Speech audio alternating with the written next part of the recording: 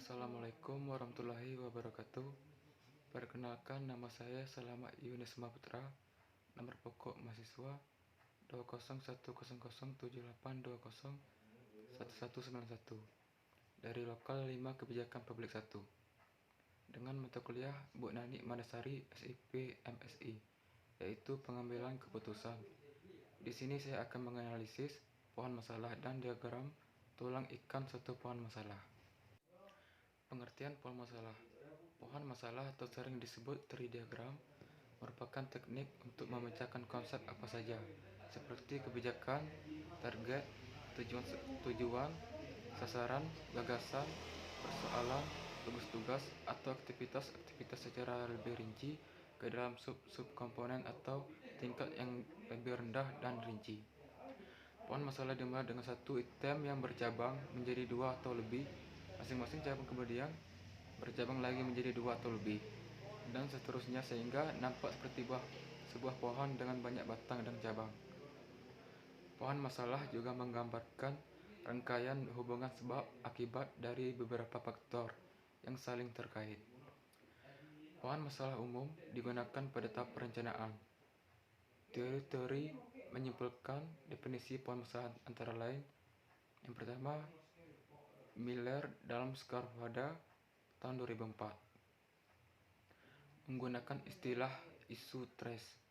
Miller menyatakan isu trace merupakan pendekatan yang membantu merinci suatu masalah ke dalam komponen-komponen penyebab utama dalam rangka menciptakan rencana kerja proyek. Yang kedua, Silverman tahun 1994 menggunakan istilah tree diagram dan menyatakan diagram sistematik atau diagram pohon dirancang untuk mengurutkan hubungan sebab akibat. Yang ketiga, modul pola kerja terpadu pada tahun 2008 menggunakan istilah pohon masalah yang merupakan bagian dari analisis pohon. Analisis pohon adalah suatu langkah pemecahan masalah dengan mencari sebab dari suatu akibat. Yang kedua, manfaat pohon masalah. Sebagai pemecah konsep apa saja, pohon masalah mempunyai banyak kegunaan. Pohon masalah dapat mendeteksi apa itu penyebab masalah serta akibatnya. Pohon masalah juga dapat mendekatkan isu-isu yang berhubungan dengan konsep masalah yang bisa membantu dalam menganalisis sebab dan akibatnya masalah tersebut.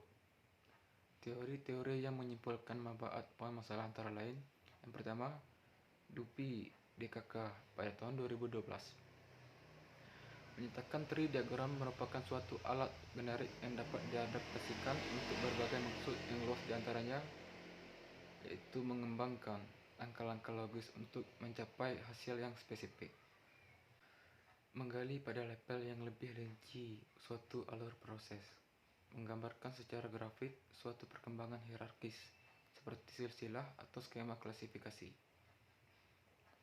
Yang ketiga, ada prosedur membuat pohon masalah. Di antaranya, buat draft pernyataan sasaran atau goal statement. Buat suatu pernyataan sasaran, proyek, rencana, masalah, atau persoalan lain yang sedang diselidiki. Tulis persoalan tersebut pada bagian paling atas untuk diagram vertikal, atau pada bagian paling kiri untuk tree diagram horizontal. Dan yang kedua, buat tim yang tepat. Tim harus terdiri dari orang-orang yang mampu berpikir analitis, bukan kreatif, dan harus memiliki pengetahuan rinci terkait topik sasaran yang sedang dibahas, termasuk keahliannya dalam memecah masalah ke tingkat yang lebih rinci. Idealnya ukuran tim berkisar antara 4 sampai 6 orang. Yang ketiga, buat sub-sub sasaran, lakukan curah pendapat atau brainstorming untuk membuat batang pertama tree diagram. Hal ini berarti membuat rencana aksi atau action plan apa pada tingkat atau level pertama agar pernyataan sasaran dapat tercapai. Terus ulangi hal ini pada level-level berikutnya yang lebih rinci sampai mendapatkan elemen fundamental seperti tindakan spesifik yang dapat ditugaskan, komponen yang tidak dapat dibagi lagi, akar penyebab, atau sampai tim mencapai batas keahlian mereka. Jika kita telah membuat affinity diagram atau interrelationship diagram sebelumnya, kita dapat mengambil gagasan-gagasan dari sana. Tulis gagasan atau rencana aksi tersebut di bawah pernyataan pertama atau untuk pohon vertikal, atau di sebelah kanan pernyataan pertama untuk pohon horizontal. Tunjukkan hubungan antara label tersebut dengan garis panah. Lakukan peninjauan, lakukan pemeriksaan secukupnya sesuai dengan yang dibutuhkan pada setiap label. Gunakan pertanyaan-pertanyaan seperti berikut. Apakah ada hal-hal yang terlupakan? Apakah item pada setiap label telah cukup menjelaskan label di atasnya? Apakah item pada setiap label memang benar-benar perlu dilakukan untuk label di atasnya? Apakah tugas-tugas yang dihasilkan mengarah pada pencapaian sasaran? Itu saja. Dan yang keempat, informasi penting. Pohon masalah akan memudahkan kita dalam pencarian pencerahan masalah dalam suatu masalah yang kita hadapi. Dan yang kedua, pohon masalah mempunyai hasil yang spesifik dalam menunjukkan pencerahan masalah. Adapun diagram tulang ikan.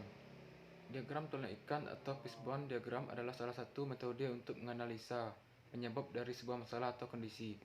Sering juga diagram ini disebut dengan diagram sebab akibat atau cause effect diagram. Penemunya adalah Profesor Kaoru Ishikawa, seorang ilmuwan Jepang yang juga alumni Teknik Kimia Universitas Tokyo pada tahun 1943, sehingga sering juga disebut dengan diagram Ishikawa.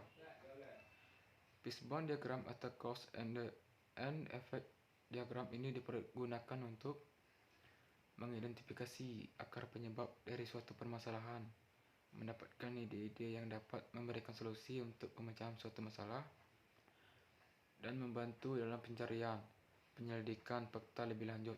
Fungsi dasar diagram fishbone adalah untuk mengidentifikasi dan mengorganisasi penyebab-penyebab yang mungkin timbul dari suatu efek spesifik dan kemudian memisahkan akar penyebabnya.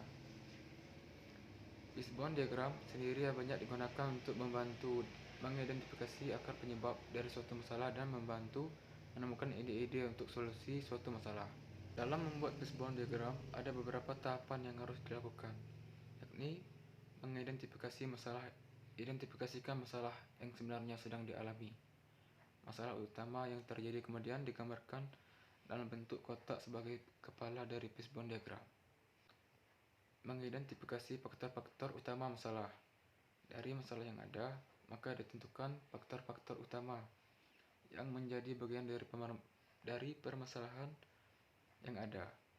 Faktor-faktor ini akan menjadi penyusun atau tulang utama dari fishbone diagram. Melakukan analisa hasil diagram yang sudah dibuat. Setelah membuat fishbone diagram, maka dapat dilihat semua akar penyebab masalah.